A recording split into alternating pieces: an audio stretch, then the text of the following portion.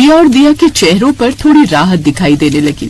माँ, ये फल खाकर पेट का दर्द थोड़ा कम हुआ है। देखो, आग की वजह से रिया और दिया का कांपना भी अब बंद हो गया है। आप बहुत अच्छी हो माँ, हमारे लिए इस तूफान में भी बाहर गई। हाँ माँ, आप चिंता मत करो। लोग चाहे हमें कितना भी बोझ कहें, लेकिन हम आपका साथ कभी नहीं छोड़ेंगे। हम सब बहनें बड़ी होकर बहुत मेहनत करेंगी। लोग चाहे कुछ भी कहे, लेकिन तुम सब मेरी ताकत हो। मैं दिन रात मेहनत करूंगी, इस बारिश और तूफान से भी लड़ूंगी, मगर तुम सबको अच्छा इंसान बना कर रहूंगी। समय बीतता गया, लेकिन कमला की मुश्किलें कम नहीं हुई। वो दूसरे गांव में जाकर मजदूरी करने लगी।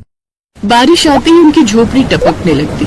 कमला पूरे दिन भीग कर खेतों में काम करती, ताकि शाम को बच्चों के लिए 2 वक्त का खाना ला सके। राधिका घर संभालती और छोटी बहनों का ख्याल रखती। एक बार ऐसी बारिश शुरू हुई कि लगातार 3 दिन तक रुकी ही नहीं। पूरा गांव पानी में डूबने लगा। काम बंद हो गया और घर में खाने का एक दाना भी नहीं बचा।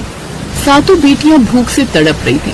आखिर बच्चों की हालत देखकर कमला तेज बारिश में ही जमींदार के घर मदद मांगने निकल पड़ी। जमींदार साहब, दया कीजिए, मेरी सातों बेटियां 3 दिन से भूखी हैं। थोड़ा अनाज उधार दे दीजिए। जैसे ये बारिश रुकेगी, मैं आपके खेतों में दुगनी मेहनत करके आपका कर्ज लौटा दूंगी। एक माँ की गुहार सुन लीजिए। कमला रोती हुई खाली हाथ वापस लौटने लगी। रास्ते में बारिश की वजह से छोटी नदी उफान पर थी। पानी का बहाव इतना तेज था कि उसके कदम लड़खड़ा गए। एक पल के लिए लगा कि वो बह जाएगी, लेकिन अपनी सातों बेटियों का चेहरा याद आते ही उसने हिम्मत नहीं हारी। किसी तरह वो उस तेज बहते पानी को पार करके भीगी हुई अपनी झोपड़ी तक पहुंची। माँ, आप रोइए मत। मुझे पता है किसी ने मदद नहीं की।